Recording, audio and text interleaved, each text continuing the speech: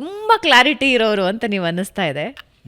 ಇಲ್ಲಪ್ಪ, ನಾನು perfectly imperfect. ನಾನು ಪ್ರಶ್ನೆಗೆ ಬರ್ತೀನಿ ರೀ. ಸೂಪರ್ ಕ್ಲಾರಿಟಿ, ತಕ್ಕ ಮಟ್ಟಿಗಿನ ಕ್ಲಾರಿಟಿ, ಎರಡು ಒಂದೇ ಮನೇಲಿ ಇರಬೇಕಾದ್ರೆ ಅದು ಜೆಲ್ ಆಗುತ್ತಾ? ನೀಟ್ ಆಗಲ್ಲ, ಸಾಧ್ಯವೇ ಇಲ್ಲ. ಅದನ್ನೇ ಹೇಳ್ತಾರದು. ಹೇಗಿದೆ ನಿಮ್ಮ ಥಾಟ್ಸ್ ಹೆಂಗೆ ಇರುತ್ತೆ? ಈಗ ನಾನು ಅದನ್ನೇ ಹೇಳ್ತೀರಲ್ಲ ನಿಮಗೆ. ಈಗ ನಾನು ಏನಾದ್ರು ಮಾತಾಡೋಣ, ನನಗೆ ಬೈತಾಳೆ, ನೀ ಸಾಕು ನಿಲ್ಸಪ್ಪ ನೀನು ಫಿಲಾಸಫಿ, ಬಾ ಹೋಗಿ ಪಾನಿಪುರಿ ತಿನ್ನೋಣ. ಸೊ ಈಗ ನಿನ್ನ ಕಷ್ಟ ಆದ್ರೂ ಕೆಲವೊಂದು ನೀನು ಮಾಡಬೇಕಾಗುತ್ತೆ, ಓಕೆನಾ? ಸೊ ಅದು ನಾನು ಹೇಳೋದು ಅದೇ ಡ್ರೈವಿಂಗ್ ಫೋರ್ಸ್ ಅಂತ. ನನಗೆಲ್ಲ ಅವಳು ಡ್ರೈವಿಂಗ್ ಫೋರ್ಸ್ ಆಗ್ಬೋದು, ಅವಳಿಗೆ ನಾನೆಲ್ಲೋ ಡ್ರೈವಿಂಗ್ ಫೋರ್ಸ್ ಆಗ್ಬೋದು. ಇದ್ದಿದ್ದೇ ಇದಾಗಲೇಬೇಕಿದು. ಇದಾಗದೆ ಬೇರೆ ನಿಮಗೆ ದಾರಿ ಇಲ್ಲ ನಿಮಗೆ. ಇದಕ್ಕೆ ಹೇಳ್ತಾರೆ ನೋಡಿ, ಇವಾಗ ಬೆಚ್ಚನೆ ಮನೆ ಇರಲು ವೆಚ್ಚಕ್ಕೆ ಹಣ ಇರಲು, ಇಚ್ಛೆರಿವ ಸತಿ ಇರಲು ಸ್ವರ್ಗಕ್ಕೆ ಕಿಚ್ಚಚ್ಚು ಸರ್ವಜ್ಞ ಮೇಲಾಗಿದ್ದಕ್ಕೆ ಇಚ್ಛೆ ಅರಿವ ಸತಿ ಅಂತ ಬರ್ದ. ಈಗ ಅದು ಯಾವುದೋ ಫಿಮೇಲ್ ಬರ್ದಿದ್ರೆ ಇಚ್ಛೆ ಅರಿವ ಗಂಡ ಅಂತ ಅವಳು ಬರಿತಾ ಇದ್ಲು. ಎಲ್ಲರಿಗೂ ಬೇಕಾಗಿರೋ ಫೈನಲ್ ಅದೇ ತಾನೇ, ಯಾವುದೋ ಇಚ್ಛೆ ಅರಿವ ಆಪೋಸಿಟ್ ಜೆಂಡರ್ ಒಂದಿರಬೇಕು ಅಂತ. ಹಂಗಿಲ್ಲ, ಸ್ವರ್ಗಕ್ಕೆ ಕಿಚ್ಚು ಹಚ್ಬಿಡ್ತಾನೆ ಇವನು ಅಂತಾನೆ ಕೆಲವೊಂದು ರಿಪೇರಿ ಮಾಡ್ತಾನೆ ಭಗವಂತ. ಬೆಚ್ಚನೆ ಮನೆ ಕೊಡಲ್ಲ, ವೆಚ್ಚಕ್ಕೆ ಹಣ ಕೊಡಲ್ಲ, ಇಚ್ಛಾರೋ ಸತಿ ಕೊಟ್ಟಿರ್ತಾನೆ ಕೆಲವ್ರಿಗೆ. ಏನು ಮನೆ ಸೋರ್ತಾ ಇರುತ್ತೆ ಪಾಪ, ಇವನು ಪಾತ್ರೆ ಅವಳು ಒಂದು ಡಬ್ಬ ಹಿಡ್ಕೊಂಡು ಕೂತಿರ್ತಾರೆ. ಇಬ್ಬರಲ್ಲೂ ಏನು ಪ್ರೀತಿ ಇರುತ್ತೆ ಅಂತಂದರೆ, ಪ್ರೀತಿನೇ ಆದ್ಯಾವ್ರು ತಂದ ಆಸ್ತಿ ಈ ಅಂಡರ್ಸ್ಟ್ಯಾಂಡಿಂಗ್ ಇರ್ತಾರೆ. ಅವ್ರ ಮನೆಯೇ ಸೋರ್ತಾ ಇರುತ್ತೆ, ಅವರು ಒಂಥರ ಖುಷಿ ಇರಲ್ಲ, ಬೇರೆ ಥರದಲ್ಲೇನೋ ಖುಷಿ ಇರ್ತಾರೆ ಅವರು. ಇನ್ನು ಕೆಲವರು ಅದ್ಭುತ ಬಂಗ್ಲೆ, ಓಡಾಡೋ ಕಾರು ಎಲ್ಲ ಇರುತ್ತೆ. ಇವು ನಾನೊಂದು ತೀರ ನೀನೊಂದು ತೀರ ಈ ಸಾಂಗ್ ಓಡ್ತಾ ಇರುತ್ತೆ ಆ ಮನೇಲಿ. ಸೊ ಎಲ್ಲವೂ ಇರುತ್ತೆ. ಇದು ಏನಕ್ಕೆ ಆಗ್ತಿದೆ ಅಂದರೆ, ನಾನು ಅದನ್ನೇ ಆಟ ಸಾಮಾನು ಮುರಿದಿದ್ದು ರಿಪೇರಿ ಆಗ್ತಾಯಿದೆ. ಅದನ್ನು ವಿಧಿ ಹಂಗೆ ಮಾಡಿದೆ. ಯಾಕೆ ಅಂದರೆ, ನೀನು ಓಪನ್ ಮಾಡಿ ನೋಡೋ ಮಗನೇ, ಒಳಗಡೆ ನಿನ್ನೊಳಗೊಬ್ಬ ಇಂಜಿನಿಯರ್ ಇದ್ದಾನೆ, ನಿನ್ನ ಬದುಕ್ತಾರೋ ಆ ರೀತಿನ ಸರಿ ಮಾಡ್ಕೊ. Art of living, inner engineering apply ಮಾಡ್ಕೊ. ಇದೆಲ್ಲ ಆದಮೇಲೆ ಆರ್ಟ್ ಆಫ್ ಲೀವಿಂಗು ತಿಳ್ಕೊ. ಇಲ್ಲ ಅಂದರೆ ನೀನು ವರ್ಕೌಟ್ ಆಗಲ್ಲ ಇದು. Okay. Single Anand, married Anand, father Anand. Single ಆನಂದಿಂದ ಈ ಜರ್ನಿಯಲ್ಲಿ ಆನಂದ್ ಕಲ್ತಿದ್ದೇನು ಗಂಡನಾಗಿ, ತಂದೆಯಾಗಿ? ಸಿಂಗಲ್ ಆನಂದ್ ವಾಸ್ ವೆರಿ ಅರೋಗೆಂಟಾ? ಹೌದಾ? ಅರೋಗೆಂಟು, ಈಗೋಯಿಸ್ಟಿಕ್ಕು, ಸೆಲ್ಫ್ ಸೆಂಟರ್ಡು ಎಲ್ಲವೂ ಇತ್ತು. ಈಗಿಲ್ಲ ಅಂತಲ್ಲ, ಅದನ್ನು ಐಡೆಂಟಿಫೈ ಮಾಡಿ ಅದೊಂದು ದೋಷ ಅಂತ ನೋಡುವ ಎಬಿಲಿಟಿ ಬಂದಿರತಕ್ಕಂಥದ್ದು. ಅಂದರೆ ನನ್ನೊಳಗೊಬ್ಬ ಇರ್ತಾನೆ, ಅದೆಲ್ಲರಿಗೂ ಹಂಗಿರುತ್ತದು. ಅದೇನೋ ಒಂದು ಹೆಂಗೆ ಬಂದಾಗ ಅದು ನೀನೇ ತಪ್ಪು ಮಾಡ್ತಿದ್ಯಾ, ನಿನ್ನ ಎದುರಿಗೆ ನೀನೇ ಬರೋ ಅಂಥದ್ದು. ಅದನ್ನು ಹೇಳೋವಂಥ ಟ್ಯೂಟರ್ ಒಬ್ಬ ಬಂದಿದ್ದಾನೆ, ಆ ಮೆಚುರಿಟಿಯೇ ಬಂದಿರತಕ್ಕಂಥದ್ದು. ಇನ್ನೊಂದು ನಾನೇನು ಹೇಳ್ತೀನಿ ಅಂತ, ನಾನು ಈಗ ಇಷ್ಟು ಸೆಂಟ್ರ್ ಅರೋಗೆಂಟು ನಾನೇನು ಹೇಳ್ತೀನಿ ಅಂತ ಅದಕ್ಕೆ ಸೊಪ್ಪಾಕ್ದವರು ಇದ್ದಾರೆ ಚಿಕ್ಕ ವಯಸ್ಸಿಂದ. ನಾನೊಬ್ಬನೇ ಅದಕ್ಕೆ ಕಾರಣವೂ ಅಲ್ಲ ಅಂತೀನಿ ನಾನು. ಆ ದೋಷ ನಾನೊಬ್ಬನೇ ಹೊರಕ್ಕೂ ರೆಡಿ ಇಲ್ಲ. ನನ್ನ ಸಮಯ, ಸಂದರ್ಭ, ದೇಶ, ಕಾಲ, ಧರ್ಮ ಅಂತಾರದನ್ನ. ನನ್ನ ದೇಶ, ಕಾಲ, ಧರ್ಮ ನನ್ನನ್ನು ಹಾಗೆ ಮಾಡಿಸ್ತು. ಕೆಲವು ಸತಿ ಕಳ್ಕೊಂಡಿದ್ದಿದೆಯಾ ಅದರಿಂದ? ಕಳ್ಕೊಂಡಿದ್ದು ಅಂತಂದರೆ ಓಕೆ, ಕೆಲವು ರಿಲೇಷನ್ಶಿಪ್ಸ್ ಆಗ್ತವೆ, ಬೇಸರಗಳಾಗ್ತವೆ. ಹೇಳ್ತಾರಲ್ಲ, friendship is like a thread, once broken it can be tied but there remains a knot ಅಂತ. ಕರೆಕ್ಟ್.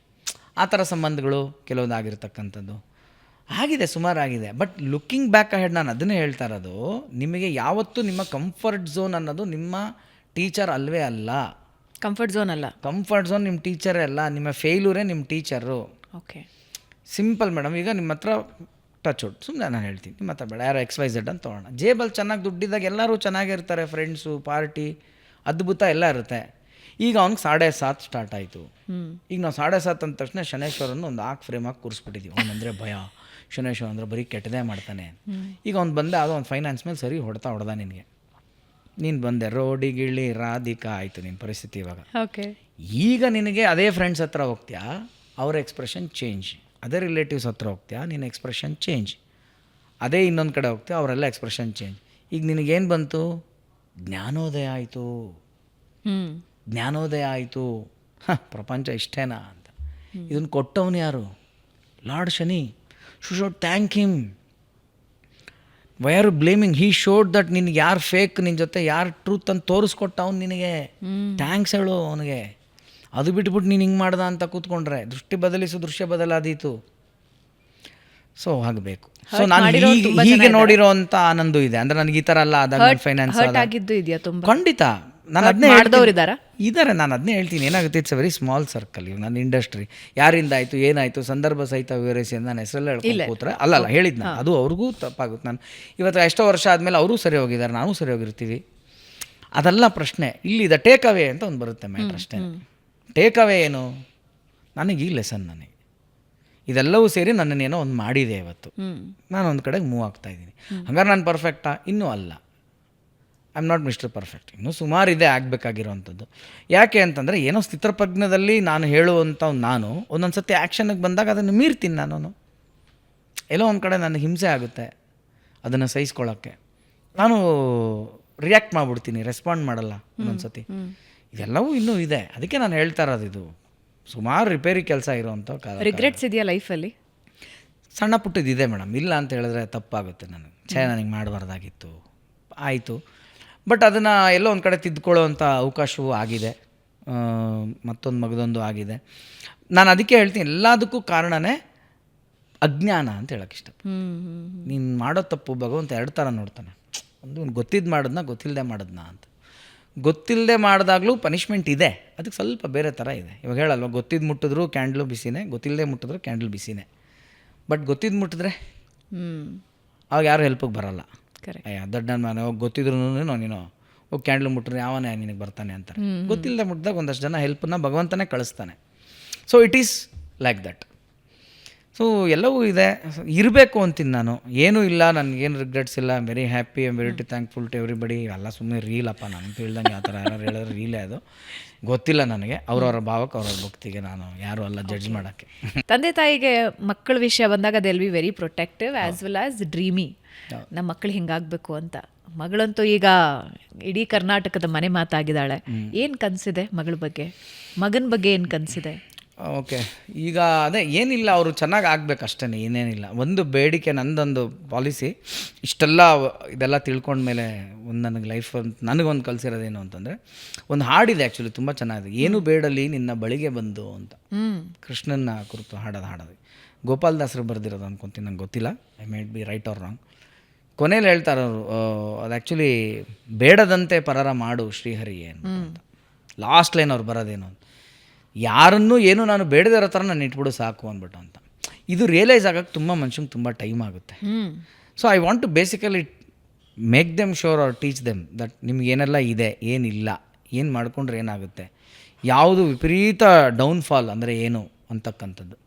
ನೋಡಿ, ಈಗ ಎಷ್ಟೋ ಜನ, ನಾನು ಫಾರಿನ್ದು ಸುಮಾರು ವೀಡಿಯೋಸ್ ಎಲ್ಲ ನೋಡಿದ್ದೀನಿ. ಕೈಕಾಲು ಚೆನ್ನಾಗಿರೋ ಆ್ಯತ್ಲೀಟು ಕಾಲು ಕಳ್ಕೊಂಡ ಮೇಲೂ ಸಹ ರೇಡಿಯೋ ಜಾಕಾಗೆಲ್ಲೋ ಹೋಗಿ ಅಥವಾ ಎಲ್ಲ ಒಂದು ಇನ್ಸ್ಪೈರಿಂಗ್ ಟಾಕ್ ಎಲ್ಲ ಕೊಟ್ಟು ಜೀವನ ಮಾಡೋವಂಥದ್ದು. ಇನ್ಯಾರೋ ಕಂಪ್ಲೀಟ್ಲಿ ಏನೇ ಆದ್ರೂ ಇನ್ನೆಂಗೋ ಒಂದು ಕಮ್ಯುನಿಕೇಷನ್ ಮೂಲಕ ಮೇಲ್ ಬಂದಿರತಕ್ಕಂಥದ್ದು ಎಲ್ಲವೂ ಇದೆ. ಅದನ್ನೇ ಹೇಳ್ತೀವಲ್ಲ, ಎಲ್ಲಿವರೆಗೂ ನಾವು ಕೈ ಚಾಚದೆ ಒಬ್ಬರ ಹತ್ರ ಬೇಡದೇ ಇರೋ ಥರ ಇದೆಯಲ್ಲ, ಅದಕ್ಕಿಂತ ಇನ್ನೊಂದು ವರ ಇಲ್ಲ ಅಂತ ಹೇಳೋಕ್ಕೆ ಇಷ್ಟಪಡ್ತೀನಿ ನಾನು. ಸೊ ಅವ್ರು ಅದಾದರೆ ಸಾಕು ನನಗೆ. ಸೊ ಸಕ್ಸಸ್ ಅನ್ನೋದನ್ನು ನಾವು ಮೆಜರ್ ಮಾಡಬಾರ್ದು, ನಾವು ಮಾಡೋ ತಪ್ಪೇ ಅದು. ನಾವು ನಮ್ದೊಂದು ಸ್ಕೇಲ್ ಇದೆ, ಇದಿದ್ರೇ ಒಂದು ಸಕ್ಸಸ್ಫುಲ್. ಮತ್ತು ಸಕ್ಸಸ್ಗೆ ಮೆಜರ್ ಹೆಂಗೆ? ಸಕ್ಸಸ್ಗೆ ಮೆಜರ್ ಏನು ಅಂತಂದರೆ, ನೀನು ಹ್ಯಾಪಿನಾ, are you contented, are you happy basically? Okay, are you happy? That's the finish. But ನಾನು ಹ್ಯಾಪಿ ಅನ್ನೋದು, ನಾನು ಇನ್ನೊಬ್ರಿಗೆ ತೊಂದರೆ ಕೊಟ್ಟು ಐ ಆಮ್ ಹ್ಯಾಪಿ, ನೋ ಅದನ್ನು ಹೇಳಲ್ಲ ನಾನು. ನನಗೆ 10 ಜನಕ್ಕೆ ಚುಚ್ಚಿದ್ರೇ, ಈಗ ಸೈಕೋಪಾತ್ಗಳ ಇಂಟರ್ವ್ಯೂ ಎಲ್ಲ ನೀವು ನೋಡಿರ್ತೀರಿ, ಅವರದೆಲ್ಲ ಇಂಟರ್ವ್ಯೂಗಳು ಕ್ರೈಮ್ ಇದರಲ್ಲೆಲ್ಲ ಬರ್ತಾ ಇರುತ್ತೆ. ಯಾಕಪ್ಪ, ಅವ್ನಿಗೆ ಮುಖದಲ್ಲಿ ರಿಗ್ರೆಟೇ ಇರಲ್ಲ, ಅವ್ನಿಗೆ ಇಷ್ಟು ಜನಕ್ಕೆ ಸಾಯಿಸಿರ್ತಾನೆ, ಕೋಲ್ಡ್ ಬ್ಲಡ್ ಇರ್ತದೆ. ಏನು ನಿನಗೆ ಯಾಕೆ ಈ ಥರ ಅಂತ ನನಗೆ ಅವ್ರು ಒದ್ದಾಡ್ತಾರೆ ಗೊತ್ತಾ, ಅದು ನೋಡ್ರೆ ನಂಗೆ ಖುಷಿ ಅಂತ. ನಾನು ಅದನ್ನು ಹೇಳ್ತಾ ಇಲ್ಲ. What I am trying to tell ಅಂತ ಅಂದರೆ, ಯಾರಿಗೂ ತೊಂದರೆ ಆಗದೆ ನೀನು ಇವಾಗ ನನಗೆ ಇದರಲ್ಲಿ ಖುಷಿ ನಾನು ಅಂತಂದರೆ, ನೀನು ಈ ಕ್ಷಣ ನೀನು ಖುಷಿ. ನೀನು ಅಲ್ಲ, ಏನು ಖುಷಿಗೆ ಮಾನದಂಡ ಏನಿರುತ್ತೆ? ಯಶಸ್ಸ? ಇಲ್ಲ, ಅದು ಯಾವುದೂ ಅಲ್ಲ. ಸೆಲ್ಫ್ ಕಂಟೆಂಟ್ಮೆಂಟ್, ತೃಪ್ತಿ ಮತ್ತು ಸಂತೃಪ್ತಿ, ತೃಪ್ತಿಯಾಗಿರೋದು. ಆ ತೃಪ್ತಿ ಹೆಂಗೆ ಬೇಕಾದ್ರೂ ಬರ್ಬೋದು ನನಗೆ. ಇದನ್ನು ನಮ್ಮ ಗುರುಗಳು ನನಗೆ ಹೇಳ್ಕೊಟ್ಟಿರೋ ಮಟ್ಟಿಗೆ ರಿಯಲ್ ತೃಪ್ತಿ ಅಂತ ಒಬ್ಬ ಮನುಷ್ಯನಿಗೆ ರಿಯಲೈಸ್ ಆಗೋದು ಯಾವಾಗ ಅಂದರೆ, ಅವ್ನು ಅಂದ್ಕೊಂಡು ತಿನ್ನೋಕ್ಕಾಗಲ್ಲ ಗೊತ್ತಾ, ಅವತ್ತು ಗೊತ್ತಾಗುತ್ತೆ ಅವನಿಗೆ. ಅಂದರೆ ನಾನು ಅಂದ್ಕೊಂಡು ತಿನ್ನೋಕ್ಕಾಗಲ್ವಲ್ಲ ಗುರು ನನಗೆ. ಓಕೆ, ತಿನ್ನೋರ್ಗು ನಂಗೆ ಅದ್ರದ್ದು ಬೆಲೆ ಗೊತ್ತಿಲ್ಲ ನನಗೆ. ನಾಳೆ ಡಾಕ್ಟ್ರ್ ಹೇಳ್ತಾರೆ ನಾಳೆಯಿಂದ ಜಾಮೂನ್ ತಿನ್ನಬೇಡಿ ಅಂತ. ಬಿಡ್ತಲ್ಲ ಪಿಕ್ಚರ್ ಈಗ. ಹಂಗಾರೆ ಆರೋಗ್ಯವೇ ಭಾಗ್ಯ. ಈಗ ರಿಯಲೈಸ್ ಆಯ್ತು ನನಗೆ. ನನ್ನ ಕೈಕಾಲೆಲ್ಲ ಚೆನ್ನಾಗಿದೆ, ನನಗೆ ಅದ್ರ ಬೆಲೆನೇ ಗೊತ್ತಿಲ್ಲ. ವೀಲಿಂಗ್ ಮಾಡ್ತೀನಿ, ಹೋಗ್ತೀನಿ, ಸ್ಕಿಡ್ಡೆಲ್ಲ ಹೊಡಿತೀನಿ. ಒಂದು ಸಣ್ಣ ಯಾವುದೋ ಒಂದು ನನಗೆ ಹೇರ್ಲೈನ್ ಕ್ರ್ಯಾಕ್ ಆಯಿತು, ಕೂತ್ಕೊಂಡೆ 3 ತಿಂಗಳು. ಆವಾಗ ಕಾಲ್ದು ಬೆಲೆ ಗೊತ್ತಾಯಿತು, ಕೈದು ಬೆಲೆ ಗೊತ್ತಾಯಿತು, ನೋಡೋಕ್ಕೆ ಸ್ಟಾರ್ಟ್ ಆಯಿತು. ಒಂದು ಕಣ್ಣು ಹೋಯ್ತು, ಒಂದು ಕಣ್ಣಿಲ್ಲ. ಆವಾಗ ಈ ಕಣ್ಣು ಬೆಲೆ ಗೊತ್ತಾಯಿತು. ಸೊ ಏನೆಲ್ಲ ಕೊಟ್ಟಿದ್ದಾನೆ ಆಲ್ರೆಡಿ ನಿನ್ನಲ್ಲಿದೆ, ನಿನಗೆ ಸ್ಯಾಟಿಸ್ಫೈ ಆಗೋಕ್ಕೆ ನಿನಗೆ ದಾರಿ ಆಗ್ತಾ ಇಲ್ಲ ನಿನಗೆ ಅಂದರೆ, ಅದು ನಿನ್ನ ಮನಸ್ಸಿನ ದೋಷ. ಅದು ಅದನ್ನು ನೀನು ಕಣ್ಣು ಹಿಡ್ಕೊಂಡ್ಬಿಟ್ರೆ ಯು ಆರ್ ಹ್ಯಾಪಿ ಅಲ್ವಾ. ಕೆಲವ್ರಿಗೆಲ್ಲ ಕೊಟ್ಟು ಎಲ್ಲರ ಜೊತೆ ಬೆರೆತು ಎಲ್ಲ. ಇವಾಗ ಯಾವುದೋ ಒಂದು ವೀಡಿಯೋ ನೋಡಿ, ಅದು ಯಾವುದಮ್ಮ 200-300 ನಾಯಿ ಸಾಕ್ತಾ ಇದ್ದಾರೆ. ಆ ನಾಯಿಗಳು, ಬೀದಿ ನಾಯಿಗಳ ಜೊತೆನೇ ಇದ್ದಾರೆ ಅವರು. Why don't you think that is a success? ಅದು ಸಕ್ಸಸ್ ಅಲ್ಲ ಅಂತ ನೀವು ಹೆಂಗೆ ಅಂತೀರಾ? ನಾನು ಹೇಳ್ತೀನಿ ಅದು ಸಕ್ಸಸ್ ಅಂತ. ಇನ್ನು ಯಾರೋ ಚೆನ್ನಾಗಿದ್ದಾರೆ, ಅವ್ರದ್ದು ಎಷ್ಟೋ 25ನೇ ಮಾಡಿ ಮೇಲೆ ಹೆಲಿಪ್ಯಾಡು, ಅವ್ರ ಮನೆ ಮೇಲೆ ಹೆಲಿಪ್ಯಾಡ್ ಇದೆ, ಮನೆ ಆಚೆ ಕಡೆ ಸ್ವಿಮ್ಮಿಂಗ್ ಪೂಲ್ ಇದೆ, ಬಿಲ್ಡಿಂಗ್ ತುದಿವರೆಗೂ ಬಂದು ಸ್ವಿಮ್ ಮಾಡಿ ಹಿಂಗೆ ನೋಡಿ ವಾಪಸ್ ಹೋಗ್ತಾರೆ, ಗಾಜೆಲ್ಲ ಇದೆ, ಅಂತ ಹಿಂಗೆಲ್ಲ. ಅದು ಸಕ್ಸಸ್. ಅವ್ನು ಹ್ಯಾಪಿ. ಇಲ್ಲ ಅವನು ಅಷ್ಟೆಲ್ಲ ಈಜ್ಬಿಟ್ಟು ಒಳಗಡೆ ಬಂದು ಮನೇಲಿ ಆಮೇಲೆ ಗೋಡೆ ಮೇಲೆ ನೋಡಿದಾಗ ಅಯ್ಯೋ ಇದನ್ನೆಲ್ಲ ನೋಡೋಕೆ ನಾವು ಅಪ್ಪ ಇಲ್ವಲ್ಲ, ನಾವು ಅಪ್ಪ ಇದ್ರೆ ಚೆನ್ನಾಗಿರ್ತಾಯಿತ್ತು ಅಂತ ಒಂದು ಪೆಗ್ ಆಗ್ದ ಅಂದರೆ ಅವನೇನು ಖುಷಿ ಇದ್ದಾನೆ. ಹೇಳಿದ್ದು ನಾನು, ಅವರವರ ಭಾವಕ್ಕೆ ಅವರವರ ಭಕ್ತಿಗೆ this is no scale at all for happiness. But ಅದೇ ಹೇಳೋದು, ತಿಂದನ್ನ ಜೀರ್ಣ ಆಗ್ತಿದ್ಯಾ ನೋಡು, ಮಲಗಿದ್ರೆ ನಿದ್ದೆ ಬರ್ತಿದ್ಯಾ ನೋಡು, ಇದೆರಡು ಬಂದರೆ ನೀನು ಕೋಟ್ಯಾಧೀಶ್ವರ. ತಿಂದನ್ನವೇ ಜೀರ್ಣ ಆಗಲ್ಲ ಕೆಲವ್ರಿಗೆ, ಅದಕ್ಕೆ ಒಂದು 10 ಮಾತ್ರೆ ತೊಗೊಂಡ್ರೆ ಅದು ಜೀರ್ಣ ಆಗೋದು. ಇವಾಗ ಮಲಗಿದ್ರೆ ನಿದ್ದೆ ಬರಲ್ಲ, ನಿದ್ದೆಗೆ ಒಂದಷ್ಟು ಔಷಧಿ ತೊಗೋಬೇಕು, ಮೂಗಿಗೇನೋ ಬಿಟ್ಕೋಬೇಕು. ಇದೆಲ್ಲ ಕಂಪೇರ್ ಮಾಡಿದಾಗ ಯಾವ ಸುಪ್ಪತ್ತಿಗೆ ಮೇಲೆ ಮಲಗಿದ್ಯಪ್ಪ ನೀನು, ಅದು ಯಾವ ಗೋಲ್ಡನ್ ಸ್ಪೂನಲ್ಲಿ ತಿಂತಾ ಇದೆಯಾ ಅಂತ ಕೇಳೋವಂಥದ್ದು ನಮ್ಮ ಗುರುಗಳು. So this is I think the peace. Lovely. ನಿಮ್ಮ ಬಾಲ್ಯದ ದಿನಗಳಲ್ಲಿ ಬಹಳಷ್ಟು ನಟರನ್ನು ಭೇಟಿಯಾಗಿದ್ರಿ, ಅವರ ನಡೆಯೋದನ್ನು, ಅವರು ಡೈಲಾಗ್ ಹೇಳೋದನ್ನು ಎಲ್ಲ. ಈಗ ನಮ್ಮ ಗ್ರೀನ್ ಮೇಕಪ್ ರೂಮಿಂದ ಬರೋವಾಗಲೂ ಕೂಡ ಶಂಕರ್ ನಾಗ್ ಅವರ ಒಂದು ಟ್ರಿಕ್ ಹೇಳ್ಕೊಡ್ತಾ ಇದ್ರಿ. ನಟರು ಮತ್ತು ಅವರಿಂದ ಕಲಿತ ಗುಣ ನಮ್ಮ ಜೊತೆ ಶೇರ್ ಮಾಡೋದಾದ್ರೆ, ಶಂಕರ್ ನಾಗ್ ಅವ್ರದ್ದು ಟ್ರಿಕ್ ಹೇಳಿದ್ರಿ. ನಾನು I want to tell you to tell it, ಯಾಕಂದರೆ ಎಲ್ಲ ಹೆಣ್ಮಕ್ಳು ಇದನ್ನು ಇಷ್ಟಪಡ್ತಾರೆ, ಗಂಡು ಮಕ್ಳು ಇಷ್ಟಪಡ್ತಾರೋ ಇಲ್ವೋ ನನಗೆ ಗೊತ್ತಿಲ್ಲ. ಓಕೆ, ಏನಿಲ್ಲ, ಅವ್ರು ಏನು ಮಾಡ್ಕೊಂಬಿಡೋರಂತ ನಾನು ಕೇಳ್ಪಟ್ಟಿರೋದು. ಶೂಟಿಂಗು ಅವರು ಅಷ್ಟೇ, ಆಮೇಲೆ ಬಾಲಿವುಡ್ಡಲ್ಲಿ ರಿಷಿ ಕಪೂರ್ ಹಾಗೆ ಮಾಡೋರು. ಶಾರ್ಟ್ ರೆಡಿ, ಈಗೇನೋ ಸಡನ್ನಾಗಿ ಲೇಟಾಗಿ ಬಂದ್ವಿ ಶೂಟಿಂಗ್, ಗಡ್ಬಿಡಿ ಮೇಕಪ್ಗೆಲ್ಲ ಅವರು ಟೈಮೇ ಕೊಡ್ತಾರಲ್ಲಂತೆ ಶಂಕರ್ ನಾಗ್ ಸರ್. ಅವ್ರು ಸುಮ್ಮನೆ ಯಾವುದೋ ಒಂದು ಪಟ್ ಅಂತ ಹಿಂಗೆ ಒಂದು ಬ್ರಷ್ ಇದ್ದರೆ ಮಾಡ್ಕೊಂಡು ಹೋಗ್ಬಿಡೋದು, ಇಲ್ಲ ಅಂತಂದರೆ ಹಿಂಗೆ ಚೆನ್ನಾಗಿ ಕೆನ್ನೆಗೆ ಹಿಂಗೆ ಇಂಟ್ಕೊಂಬಿಡೋದು. ನೋಡಿ ಹಿಂಗೆ ಇಂಟ್ಕೊಂಡಿದ ತಕ್ಷಣ ಎಲ್ಲ ಬ್ಲಡ್ ಒಂದು ಕಡೆಗೆ ಬರೋಕ್ಕೆ ಸ್ಟಾರ್ಟ್ ಆಗಿ ನೋಡಿ ಮುಖ ಕೆಂಪು ಸ್ಟಾರ್ಟ್ ಆಗೋಯ್ತಾ, ಇನ್ನೇನು ಶಾರ್ಟ್ ರೆಡಿ, ಅಲ್ಲಿ ಲೈಟಿಂಗ್ ಎಲ್ಲ ರೆಡಿ ಅಂದ ತಕ್ಷಣ ಮುಖ ಹಿಂಗೆ ಚೆನ್ನಾಗಿ ಇಂಟ್ಕೊಂಬಿಡೋದು. ನಿಮ್ಗೇನಾಗುತ್ತೆ, ಒಂದು ಪಿಂಕಿಶ್ ಆಗುತ್ತೆ ಮುಖ, ಸಾಕು. ಆ ಶಾರ್ಟ್ ಆಗೋವರೆಗೂ ಸಾಕು, ಅದು ಸದ್ಯಕ್ಕೆ ಅದು ದಾಟ್ಲಿ, ಆಮೇಲೆಲ್ಲ ಫ್ರೇಮ್ ತೊಗೊಂಡೋಗಿ ನೆಕ್ಸ್ಟ್ ಚೇಂಜ್ ಮಾಡೋಳ ಮೇಕಪ್ ಮಾಡ್ಕೊಳ್ಳೋಣ. ಈಗ ದಾಟಿದ್ನ ನಾನು, ನನಗೆ ಸಾಕು. ಸೊ ಇದೆಲ್ಲ ಹ್ಯಾಕ್ಸ್, ಇದು ಈ ಥರದ್ದು ಇರ್ಬೋದು. ಆಮೇಲೆ ನಾನು ಇರೋದು ಹೇಳಬೇಕು, ನಾನು ಚಿಕ್ಕ ವಯಸ್ಸಲ್ಲಿ ಇದ್ದಿದ್ದರಿಂದ ನಾನು ಅವಾಗ ಅವ್ರನ್ನ ನೋಡ್ತಾ ಇದ್ದೆ, ಅವರಿಂದ ತುಂಬ ಏನೋ ಕಲ್ತ್ಬಿಟ್ಟೆ, ಅದೆಲ್ಲ ಸುಳ್ಳು. ಆ್ಯಕ್ಚುಲಿ ಅವರ ಇದ್ದಿದ್ದ ಸಮಯವನ್ನು ಕಳೆದಿದ್ನೆಲ್ಲ ನನ್ನ ಮೆಮೊರಿ ಇರೋದ್ರಿಂದ ಈಗ ರಿವೈಂಡ್ ಮಾಡಿಕೊಂಡ್ರೆ, ಈಗ ನಾನು ರಿವೈಂಡ್ ಮಾಡಿಕೊಂಡ್ರೆ ಅದೆಲ್ಲ ನನಗೆ ಪಾಠವಾಗಿದೆ. ಅಂದರೆ ಹೇಗೆ ಅಂಥ ಅಣ್ಣವರು ಅಷ್ಟು ಹಿಮಾಲಯ ಪರ್ವತ ಆಗಿ ಅವ್ರು how he could tell that ನಾನು ನಿನ್ನ ಅಭಿಮಾನಿಯಪ್ಪ, ಹೇಗೆ ಹೇಳೋಕ್ಕೆ ಸಾಧ್ಯ ಆಯಿತು ಅವರಿಂದ ಅಂತ. ಈ ಜೀವನ ಚಿತ್ರ ಶೂಟಿಂಗ್ ನಡೀತಾ ಇರುತ್ತೆ, ನಾವು ಅಲ್ಲಿ ನೋಡೋಕೆ ಹೋಗ್ತೀವಿ, ಅವ್ರೊಂದು ಸೀನ್ ಆಗುತ್ತೆ, ಅದಾದ ತಕ್ಷಣ ಅಂಕಲ್ ನಾನು ಇದು ಮಾಡಿ ತೋರಿಸ್ಲಾ ಅಂತೀನಿ, ಫಾಸ್ಟಾಗಿ ಹೇಳ್ತಾ ಇದ್ದೀನಿ. ಹೌದಾ, ಈಗ ನಾವು ಮಾಡಿದ್ದ ಮಾಡು ಅಂತಾರೆ, ನಾನು ಮಾಡಿಬಿಡ್ತೀನಿ, ಅಲ್ಲೇ ಡೈಲಾಗ್ ಹೇಳ್ತೀನಿ. ತಕ್ಷಣ ಅವ್ರನ್ನ ತೊಡೆ ಮೇಲೆ ಕೂರಿಸ್ಕೊಂಡು ಮಧ್ಯಾಹ್ನ ಲಂಚ್, ಅದು ಪ್ರೆಸ್ ಮೀಟ್ ಎಲ್ಲ, ಪ್ರೆಸ್ ಎಲ್ಲ ಕೂತಿದೆ ಅವಾಗ ಬೇರೆ ಸೋಷಿಯಲ್ ಮೀಡಿಯಾ ಇಲ್ಲ, ಪ್ರೆಸ್ಸೇ ಲೆಕ್ಕ. ಅವಾಗ ಎಲ್ಲರೂ ಮುಂದೆ ಅಷ್ಟು ಮುಕ್ತವಾಗಿ, ಅಷ್ಟು ಕ್ಲಾರಿಟಿಯಿಂದ ಅಷ್ಟು ಸಕ್ಸಸ್ ಮಾಡಿದಂಥ ವ್ಯಕ್ತಿ ಹೇಗೆ ಹೇಳೋಕ್ಕೆ ಸಾಧ್ಯ? ನನಗೂ ಪ್ರಶ್ನೆ ಆಗುವಂಥದ್ದು. ಯಾಕೆ ಈಗ ಶಾರ್ಟ್ ಕಟ್ ಅಂದ ತಕ್ಷಣ ಅಣ್ಣವ್ರು ಆಚೆ ಬರ್ತಾ ಇದ್ದಂಗೆ ಜನ ಮುತ್ಕೊಂತಾರೆ. ನಾನು ಬೇರೆ ಚಿಕ್ಕ ಹುಡುಗ, ಕಳೆದೋಗ್ಬೋದಾಗಿತ್ತು ನನ್ನ ಜಾತ್ರೆಯಲ್ಲಿ, ಅವ್ರು ತಿರ್ಗ ಕೂತ್ಕೊಂಡು ಅವ್ರು ಪ್ರೆಸ್ ಮೀಟ್ ಮುಗಿಬೋದಾಗಿತ್ತು. ಅಷ್ಟ್ರ ಮಧ್ಯೆ ಎಲ್ಲರೂ ಆ ಹುಡುಗನ ಕರೀರಿ ಇಲ್ಲಿ ಅಂತ ಕರೆದು ನನ್ನ ತೊಡೆ ಮೇಲೆ ಕೂರಿಸ್ಕೊಂಡು ಹೇಳೋ ಅಂಥ ಒಂದು ದೊಡ್ಡ ಗುಣ ಇದೆಯಲ್ಲ, ಅದನ್ನು ಕಲಿಬೇಕು ಅಂತ ಅನಿಸುತ್ತೆ ಅಣ್ಣವ್ರಂತ ನೋಡಿದಾಗ. ವಿಷ್ಣು ಸರ್ ಅಂತ ಬಂದಾಗ ಅವರಲ್ಲೂ ಈ ಎಲ್ಲ ಗುಣಗಳು ಇದು. ನಾನು ಜ್ಯೇಷ್ಠ ಲೆಕ್ಕಕ್ಕೆ ಹೇಳ್ತೀನಿ, ನಾನು ಇವಾಗ ಟೀನೇಜಲ್ಲಿದ್ದೀನಿ. ಅದೊಂದು ಸೀನ್ ಇದೆ, ಅದು ಯಾರಿಗೂ ಅದು ನಿಮಗೆ ನೋಡ್ರೆ ಗೊತ್ತಾಗಲ್ಲ, ನನಗೆ ಗೊತ್ತಾಗುತ್ತೆ. ಯಾಕಂದ್ರೆ ನನ್ನ ಕೈ ಅವ್ರು ಹಿಡ್ಕೊಂಡು ಹಿಂಗೆ ಎಳ್ಕೊಂಬಂದು ನಾನು ಬಂದು ನಿಂತ್ಕೊತಾ ಇದ್ದ ಪೊಸಿಷನ್ ಯಾವ ಥರ ಇತ್ತು ಅಂದರೆ, ನಾನು ಕ್ಯಾಮ್ರಾಗೂ ಅನ್ಫೇವರ್ ಆಗಿಬಿಡ್ತೀನಿ, ಲೈಟು ನನಗೆ ಸಿಗಲ್ಲ ಅನ್ನೋ ಜಾಗಕ್ಕೆ ನಾನು ಹೋಗ್ತಾ ಇದ್ದೆ. ಅದು ಅವ್ರಿಗೆ ಗೊತ್ತಾಯಿತು, ಇವನು ಅಲ್ಲಿಗೆ ಹೋಗ್ತಾ ಇದ್ದಾನೆ ಅಂತ.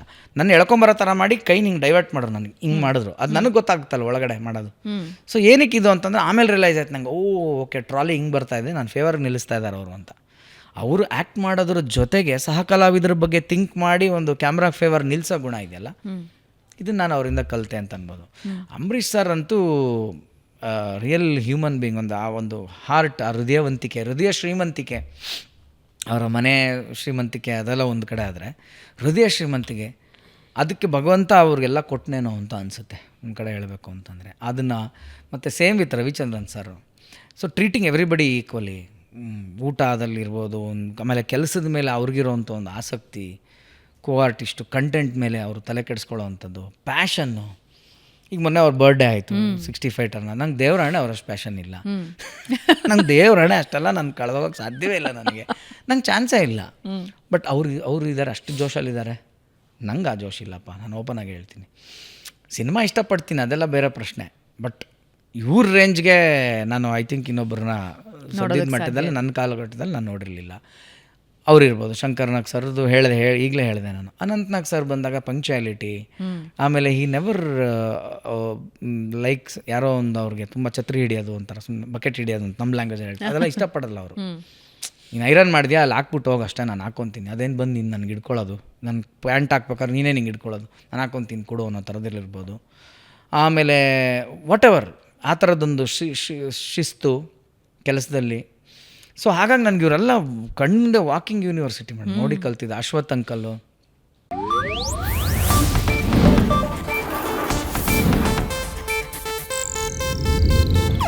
ಇದು ಏಷ್ಯಾನೆಟ್ ನ್ಯೂಸ್ ನೆಟ್ವರ್ಕ್ ಪ್ರಸ್ತುತಿ.